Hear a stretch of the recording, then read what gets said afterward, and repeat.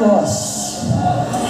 Nanginginig ako at ang aking boses, hindi dahil ako'y natatakot sa inyo, kundi dahil nalulungkot po ako.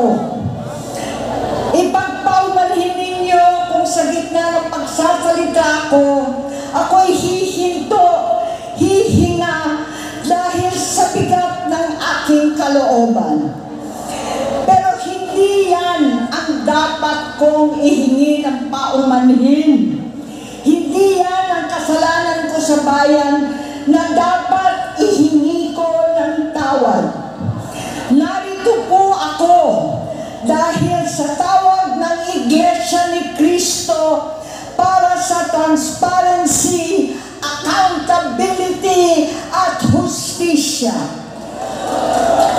At dahil sa tawag ng sarili kong konsensya, bilang senador, bilang kapatid, bilang Pilipino. Bata pa lamang kami ni Bongbong.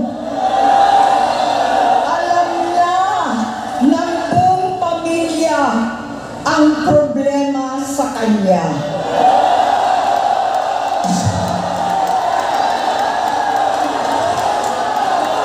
Sa totoo lang, mababasa naman ng lahat ang mga testimonya ng aking ama patungkol sa kanyang ugali at gawain. Noon, dahil may tatay pa kami, hindi ko pa siya responsibilidad. Noong tumatanda, ay mas naging nakakabahala. Batid ko na nagda-drug siya.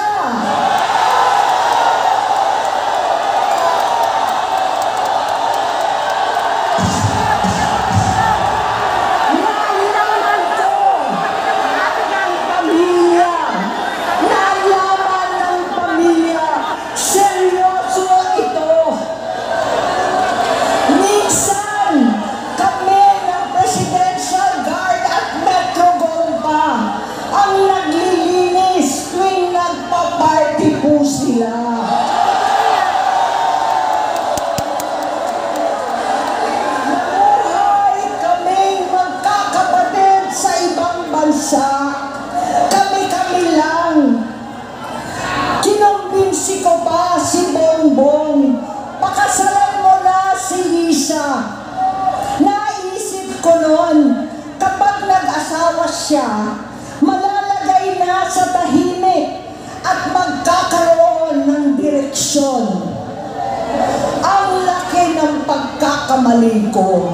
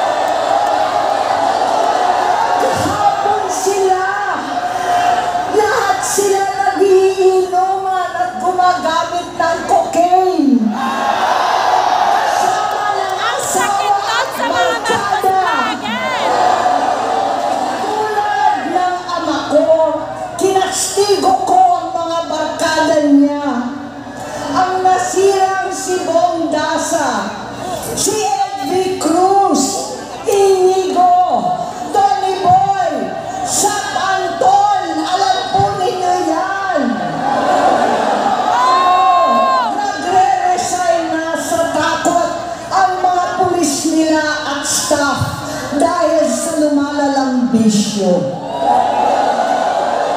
Inayos ko sila dahil gusto niyang ituwid ang buhay niya. Gusto niyang mag-vice-presidente. Hindi siya pinalad at lalong nagkaroon ng oras para sa bisyo. Simula noon, naging malabo sa amin ang lahat. Kaysa mag-away, bigla na lamang lumayo ang loob namin sa isa't isa. Noong 2016, kasabay ng kampanya ni dating Pangulong Duterte laban sa droga, lumabas ang pangalan ni Bongbong sa listahan. Nasama siya sa listahan ng mga celebrities, mga artista, Maricel Soriano at iba pa.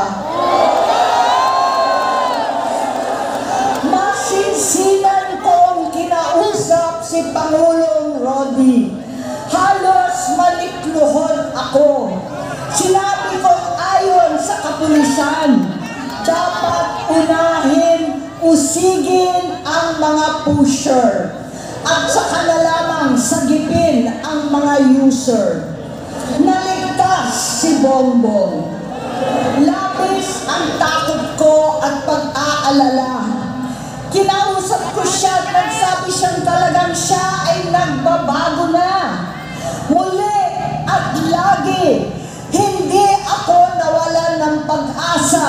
Ako'y naniwala ulit. Mula noon na natatanggap ko na lang na balita tungkol sa kapatid ko ay regular na pagpapadoktor. Kaya kumalma naman ako. Inisip ko, totoo, dahil na-opera na ang tuhod niya sa gout. Siguro, totoo na ito.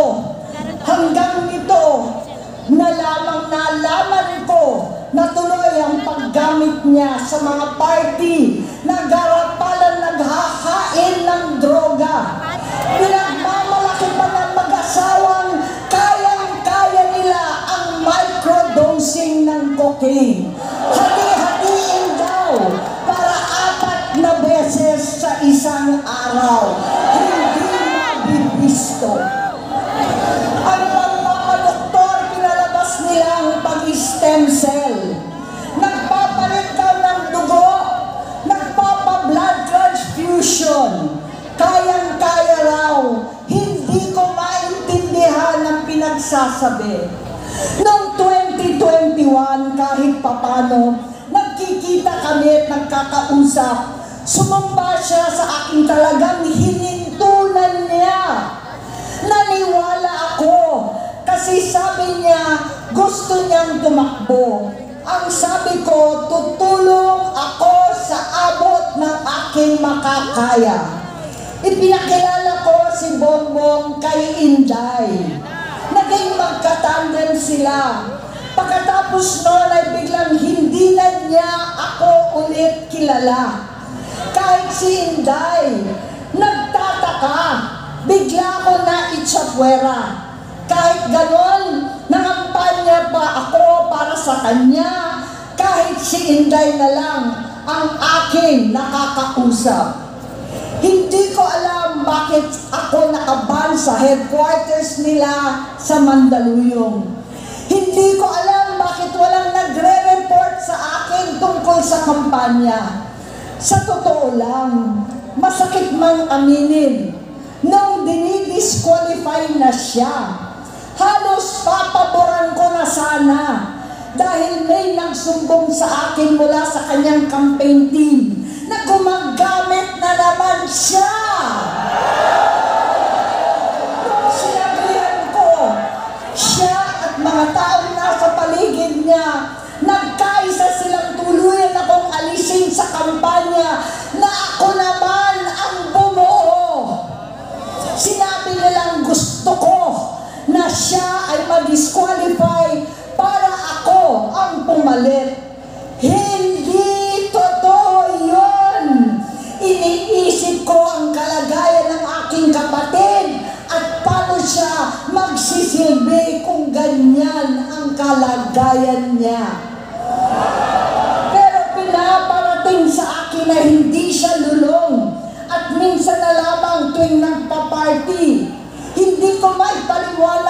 Bakit gusto kong maniwala at hindi mawalan ng pag-asa?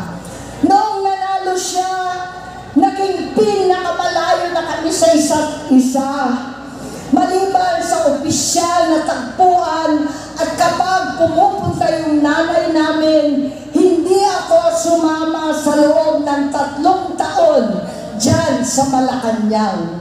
Dahil lantaran na doon ang inuman, ang paggamit nila ng cocaine at mga bawal na gamot. Hindi mo nila nakikita, naririnig, kakaiba na siya magsalita. Hindi na maintindihan kung ano-ano na ang sinasabi at wala na sa sarili. Nagtatago sa kabaitan niya ang pang-aabuso niya sa droga. At nagbunga na ito ng mga nakakapinsalang maling desisyon. Hinayaan niyang kumilos ang mga nakapalibot sa kanya.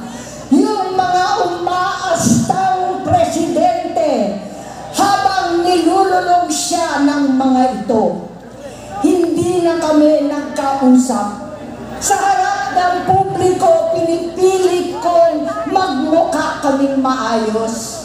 Pero wala na kaming koneksyon. Hindi ko hinihiling na maunawaan ninyo ako, lahat kayo. Sa palagay ko, ang makakaunawa lamang sa akin ay ang mga pamilyang may pinagdaanan sa adiksyon, sa inom, sa sugal, sa alak, sa bisyo, higit sa lahat, sa droga. Pagkat hindi ko siya nakakasama, buong aking loob na ipasok sa institusyon, ipagamot, iparihab ko na yan. Pero tuwing maghaharap kami noon, hindi kaya ng aking kalooban na gawin yon. Tuwing magsasabi siya sa akin na magbabago na siya, hindi ko siya kayang tiisin. Hindi ko kayang ipagkait sa kanyang pagkakataon at pagbabakasakali. Umaasa ako at laging nananalangin na sana, oo nga, nagbago na siya. Hanggang dumating ang 2024 at 2025, yung bisyo niya na ang dahilan ng pagbaha ng korupsyon, kawalang direksyon, at maling-maling mga desisyon. Walang accountability, wala nang hustisya. Hindi na niya alam ang nangyayari. Hindi na pinapaalam sa kanya ang mga pangyayari.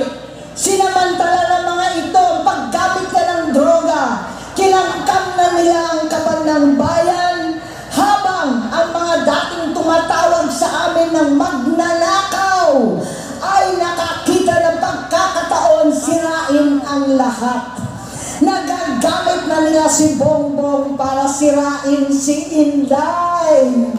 Itinutulak pa nila si Bongbong at ang bayan sa bangin para umastang tagapagligtas.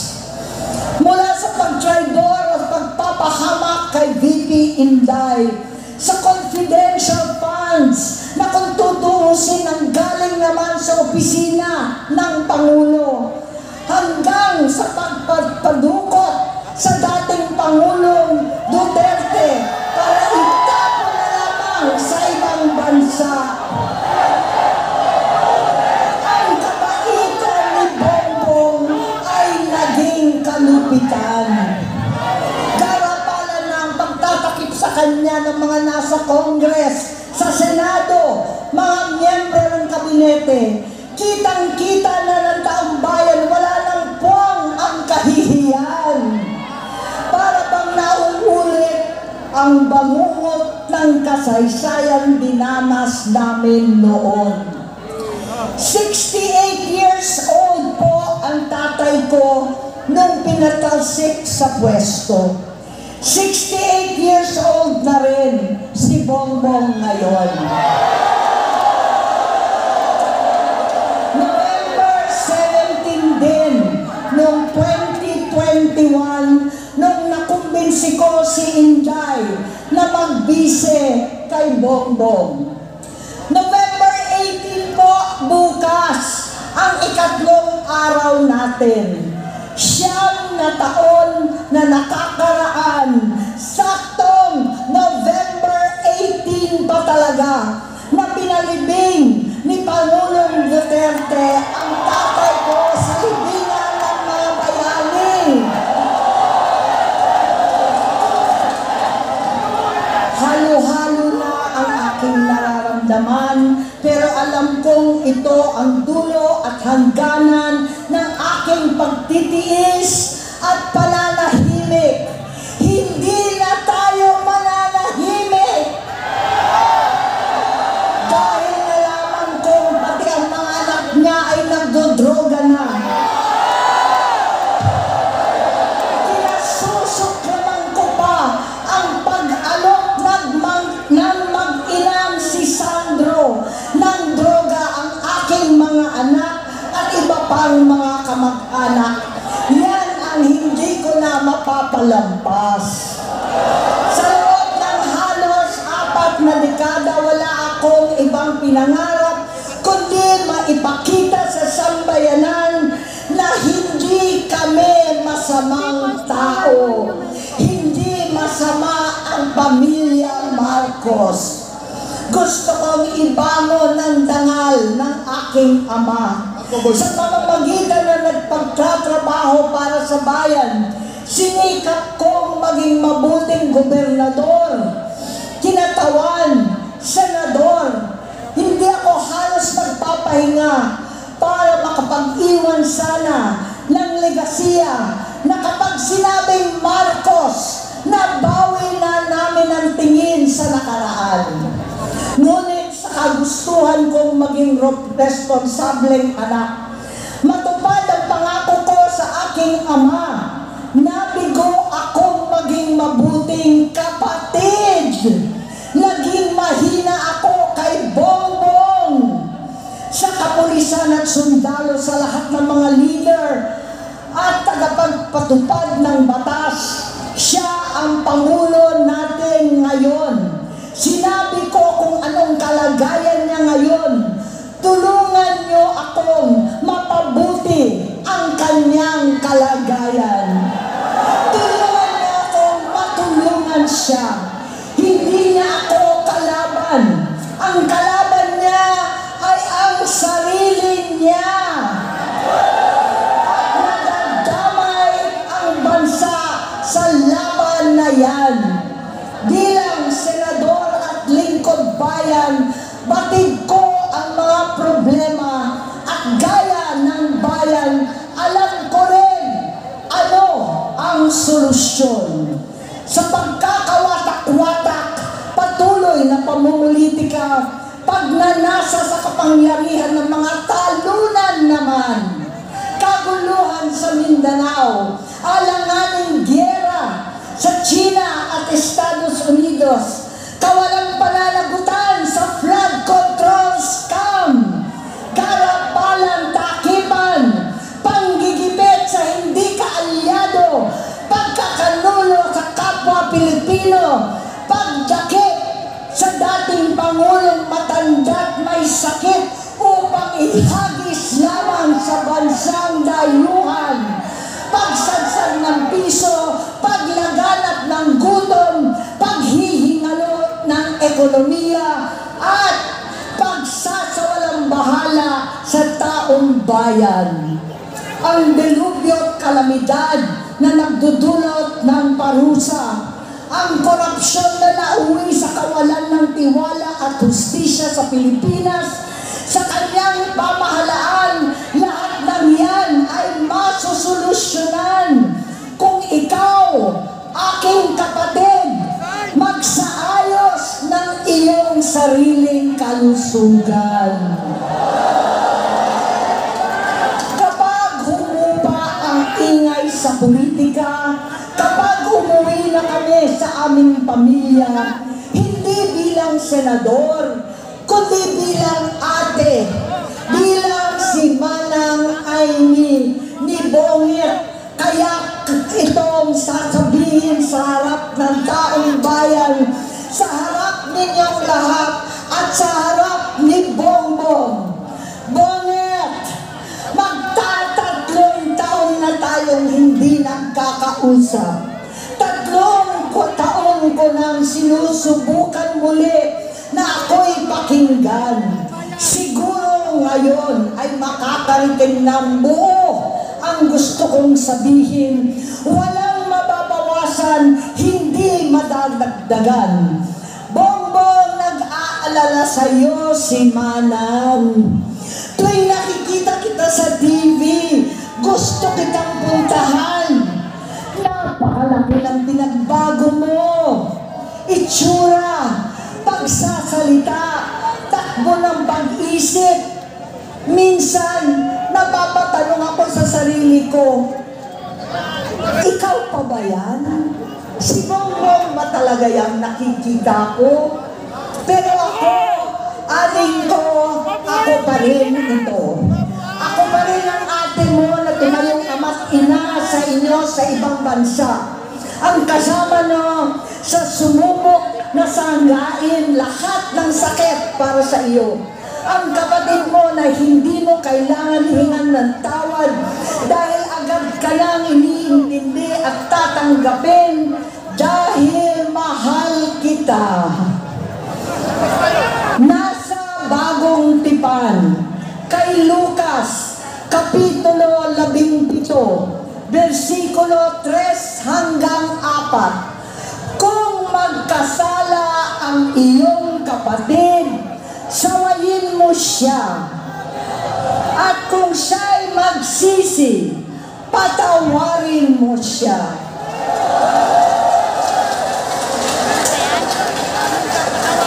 Tama na, ading ko. Tapusin mo na ang paghihirap mo at ng bayan. Gaya nung umalis tayo sa palasyo, kaya ko pa rin hawakan ang iyong kamay. Huwag kang matakot. Malaki na ang dulot sa iyo ng droga. Sinisisi ko ang sarili ko dahil hindi ako nakinig sa mga sumbong. Hindi ako nakialam. Hindi ako maniwala. Pero hindi pa huli ang lahat. Tama na, ading ko. Magpahinga na tayo. Umuwi na tayo. Magpagamot, magpagaling at nangangako ako. Hindi ako malilingat, hindi ako makukulang. Lahat ng kasama mo ngayon, hindi natin kasama sa pinakamadilim na bahagi ng buhay natin. Kasama mo sila ngayon dahil nasa taas ka pa. Ako at ang ating mga tunay na kapatid dito sa Luneta ang kasama mo kahit magdilim ulit ang lahat.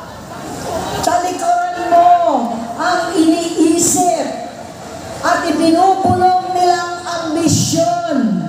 Unahin na natin ang kalusugan mo dahil sa adiksyon na bigyan mo ng malubhang karamdaman ang buong bansang Pilipino.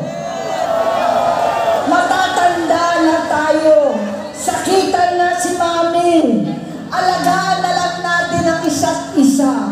Kaliwat kanan man ang panghuhusga sa akin, malinaw sa aking puso na dapat mauna ang Diyos, ang bayan, pamilya at sarili. Hanggang sa mga oras na ito, Bongit, gusto kong malaman mo na hindi kita sinusukuan. Hindi ko kakayanin kung mapapahamak ka.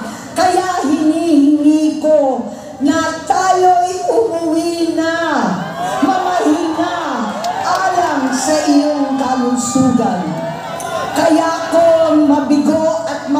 nasa iyo ang posisyon, pero hindi ko kayang mawala ka sa amin.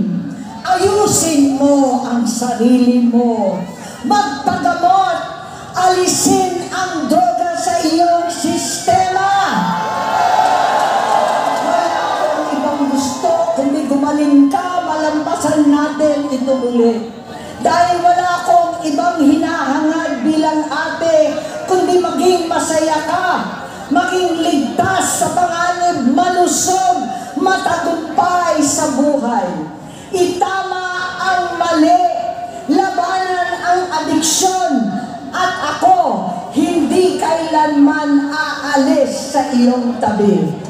Susuporta at hindi titigil manalangin kasama ninyo dito sa Luneta at sa buong mundo.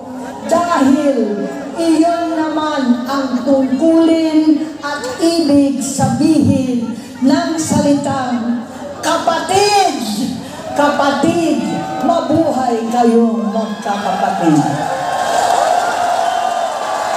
Maraming salamat po, Senator Amy Marcos.